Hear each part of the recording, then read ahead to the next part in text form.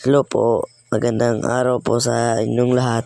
Sa mga sumusuporta sa akin, lalo na sa isang supporter ko nagbibigay ng kakaibang kasiyahan ng dahil sa kanyang shinare na blessing. Grabe, hindi ko to in-expect dahil ang laking tulong po to para sa akin at sa pamilya ko. Unang hakbang ay sobrang gaan po ng kalooban at kasiyahan habang pasakay na po kami sa pampasahirong Tricab. Nang dumating na kami sa Western Union ay agad kami pumasok. Nag-fill up ang tita ko sa form ay ayon na receive na namin ang malaking halaga na galing kay ate supporter at dahil lunch break na pumunta agad kami sa chicken store. Bumili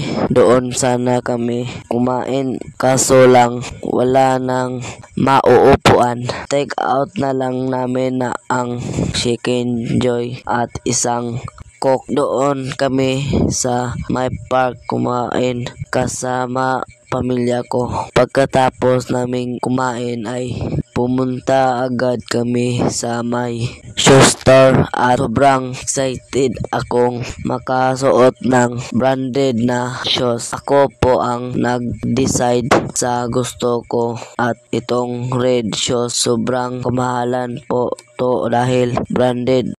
Agad kong sinukat at binili namin. Iyan po ang resibo ng sapatos na napili ko. Pagkatapos noon ay pumasok kami sa may RTW store. Nakabili po ako ng branded pants na may kamahalan talaga.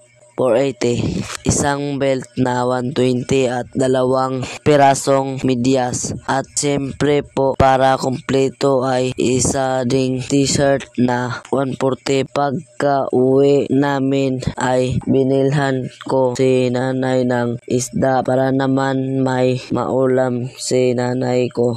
Sobrang thank you po kay Lord sa malaking blessing na binigay nyo sa amin. Kay ate supporters na galing sa kanya na binigay sa akin. Sobrang siyahan ang binigay niyo sa akin. Maraming salamat po. Maraming salamat po.